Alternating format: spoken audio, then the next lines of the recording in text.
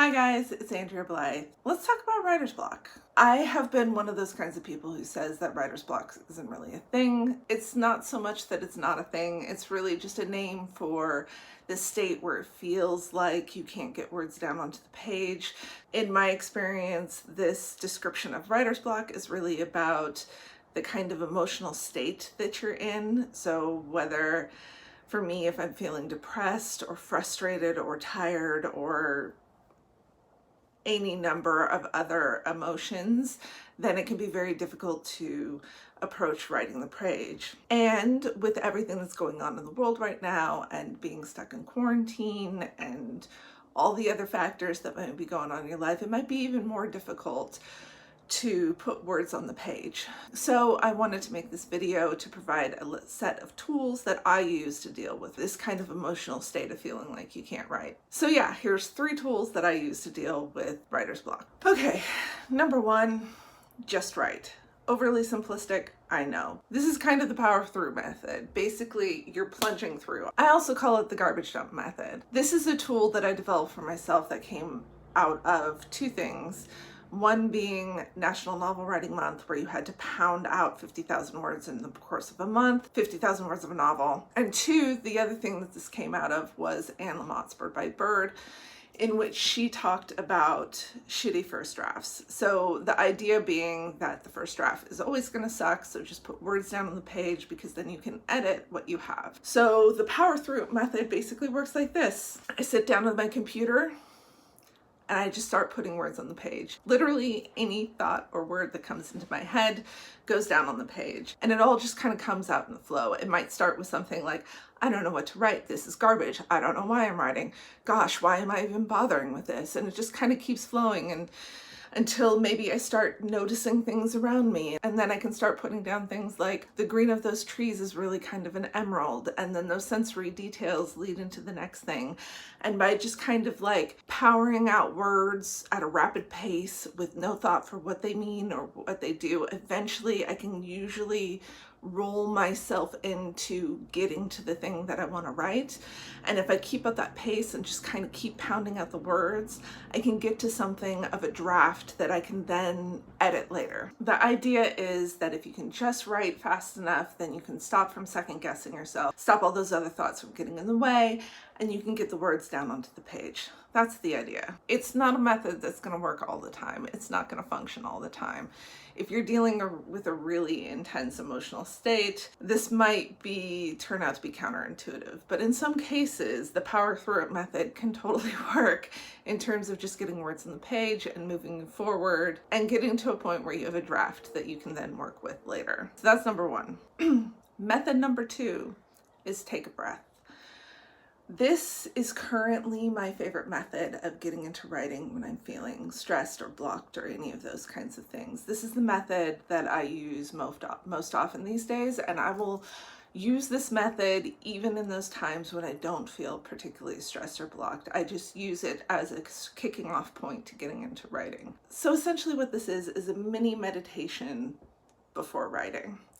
And I just sit at my desk and I close my eyes and I put my hands on the table or on my lap, and I sit as comfortably as I can in front of my computer in the space where I'm going to be doing the writing.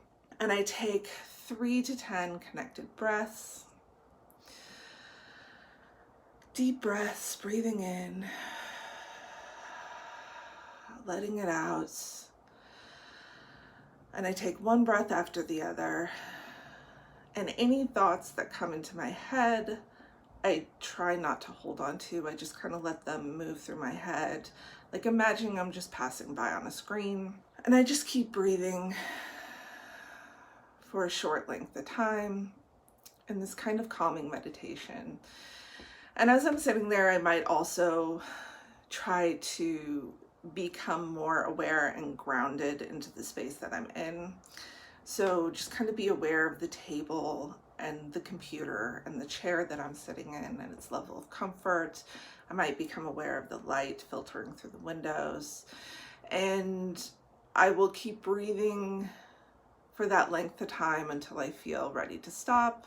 And then I open my eyes and I'll start writing. For me, this works especially well as a calming technique. It's a way of filtering out the naggy thoughts that come into place when I'm sitting down to write, or worries about the laundry that needs to be done, or do I need to go grocery shopping later, or I wonder when this quarantine is going to end, or any of the other things.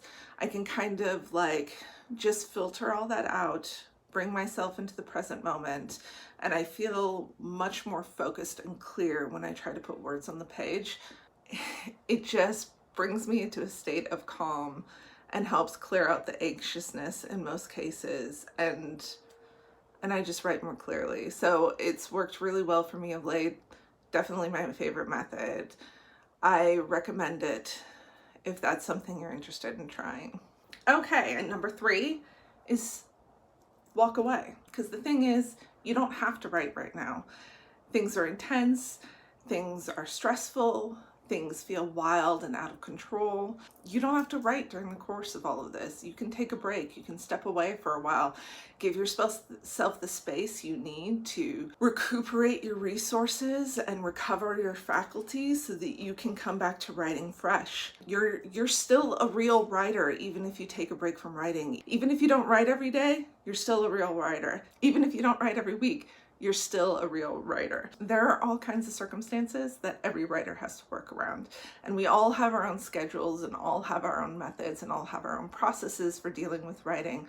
There's not really a wrong way to be a writer. So if you're finding that you cannot write right now, that is okay. Seriously, go ahead and take that break. One thing that I do specifically when I'm giving myself a break from writing is I very consciously give myself permission to take that break. When I'm stepping away for a day or week or whatever, I will say to myself, either in my head or even out loud, I will say, I give myself permission to not write today or to not write this week. Whether I have a reason for that or not, it doesn't matter. The key point is giving myself permission. And I do this for a very particular reason, which is that it kind of helps eliminate the shoulds that bring with it an associated level of guilt. That whole feeling of when you're playing a video game or reading a book or doing any other thing, and you have that sense, I should be writing right now, that then kind of takes away the pleasure of what you're experiencing. So by giving yourself explicit permission to take a break, you're eliminating that should. There is no should because you have permission.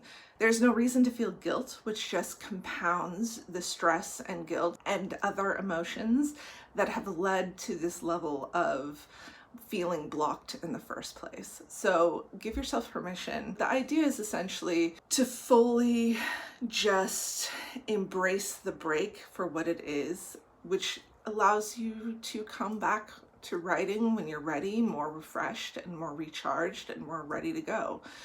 Yeah, so those are my 3 things that I do to deal with feeling like I can't write, feeling like I'm blocked. If you found these helpful, I would appreciate it if you would hit the like button, maybe follow my channel. And also if there's methods that you use to deal with feeling blocked that I haven't mentioned, please let me know in the comments. I'd love to learn about them. I love trying out different tools and different techniques. I think I'm gonna wrap it up there. Thank you so much for watching. I hope you're all staying safe and healthy, and I will see you all in the next video.